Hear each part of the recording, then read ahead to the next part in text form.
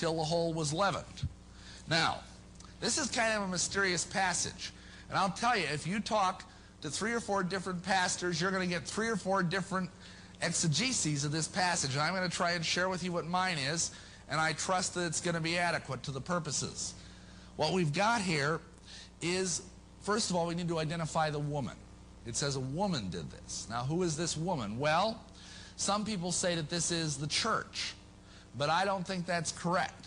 Because, first of all, nowhere in the rest of the Bible do you find a woman identified as a church, symbolically. The church is called the bride, the church is called the Lamb's wife, but the church is never called just a woman.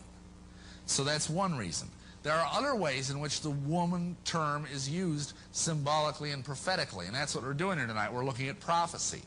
So, prophetically speaking, a woman is used in a positive way as a symbol of Israel. For example, you have the woman in, let's see, Isaiah 54:6, Jeremiah 6:2, or Revelation 12:1. These are good women. I have likened Israel to a comely and delicate woman. This is Israel in a righteous state. But there's also Israel in a backslidden state, and this is also symbolized by a woman. For example, in Lamentations 1:17, Ezekiel 16:30, or Hosea 3:1, where, for example, we have the prostitute Gomer as a symbol of backslidden Israel. Then finally, we have the famous woman, probably the most famous wicked woman in the Bible, which is the mystery Babylon in Revelation 17, the woman who is riding the beast. So it doesn't seem to me as though there's any prophetic justification for this woman being, in fact, the church. Now, what about the meal? Well, what is meal? Meal is ground up wheat, okay? What is wheat, symbolically? Well, happily, Jesus tells us that in this very chapter. He says wheat is the children of the kingdom. See verses 25 through 30 and verse 38 of chapter 13. So we are the children of the kingdom. What's this ground up business? Well, think about it. How many of you ever seen actual wheat berries right off the branch, right off the stalk? I mean, they're like kind of like tiny popcorn. You can't eat them. You can put them in a jar of water and soak them and get them to sprout, or you can grind them up and make flour, but you just can't eat wheat berries. They're utterly useless. And that's how we are. When we get born again, that we're not much use to Jesus. We have to be ground up and broken and made suitable to the Master's service. Amen? That is the key here. So we are talking about the children of the kingdom. Now, what does it say? It says that this is divided up into 3 measures of meal, and then the leaven is put in each measure. So we got a division. Now, if you look back at the history of Christendom, basically you've got 3 major divisions of Christianity.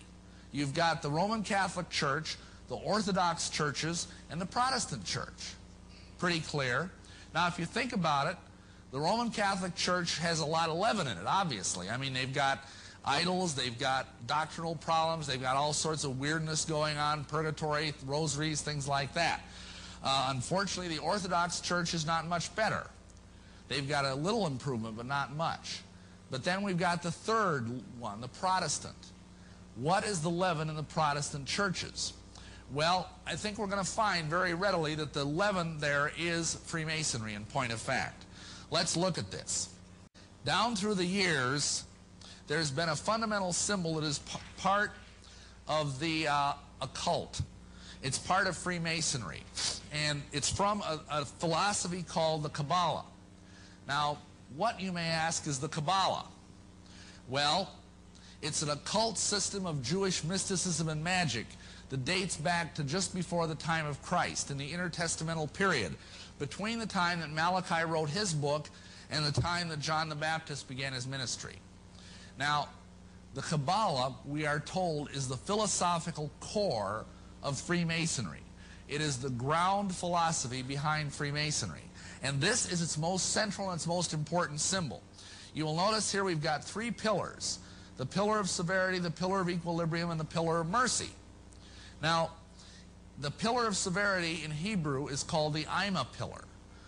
The pillar of mercy is called the Abba pillar. Now, you all probably know what Abba means in Hebrew. It means father. But Ima means mother. So this is the mother pillar and the father pillar. Now, this symbol is very rich in its many, many layers of meaning. I could spend a whole evening just talking about all the different ways in which it is interpreted. But for now, we're going to look at it chronologically as a kind of a game plan for Satan's work down through the centuries. And we see here, for example, the pillar of mercy, the father pillar. What did Jesus call the Judaism of his day? He called it the traditions of the fathers. We today, even Bible scholars, in both Judaism and Christianity, will talk about the patriarchs, Abraham, Isaac, and Jacob. It's a patriarchal tradition. And so what we have here, this is the father or the patriarchal pillar. It represents apostate Judaism, because we all understand that when the Jews ultimately turned their back on the message of Christ, in Acts 7, when they stoned Stephen, what that ended up with is the light spiritually went out of Israel as a nation, and Jews had to start getting saved the same way Gentiles did, one at a time. And God is not by any means finished with the Jewish people, but right now they need to get saved just like everybody else does, by the blood and the cross of Jesus Christ. They need to receive him as Messiah. Now, on the other hand, here's the mother pillar. What ecclesiastical institution calls itself the mother? Holy Mother of the Church, the Roman Catholic Church. Isn't that right? So we've got here apostate Catholicism on the other side.